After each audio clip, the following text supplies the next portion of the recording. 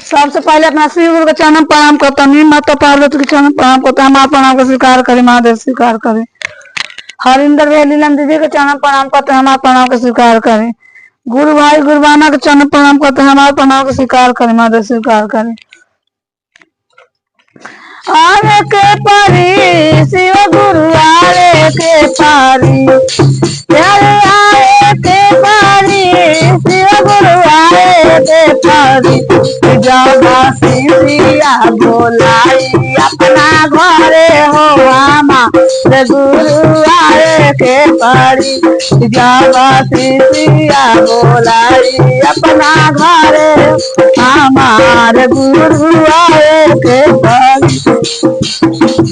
देवे के पारी दया देवे के पारी, देवे के पारी दया देवे के पारी। जब सिया तीरावा माई हो की दया रौरा देवे के पारी। जब सिया तीरावा झुकाई हो की दया रौरा देवे के पारी। आए के पारी गुरु जी आए के पारी। जब आया गाना चर्चा कारवाई चर्चा सुने आए के पारी। जब आया गाना चर्चा कारवाई चर्चा सुने आए के पारी। हथवा के जोर हम दया रवस मंगनी गुरु जी, हथवा के जोर रवस दया हम मंगनी। आचार पसरले बानी रे तारनिया गुरु जी, आचार पसरले बानी रे तारनी।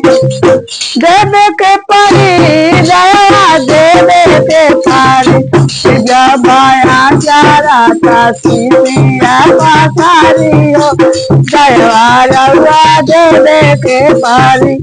जब आया गाना में चर्चा कारवाई हमारे गुरु आए।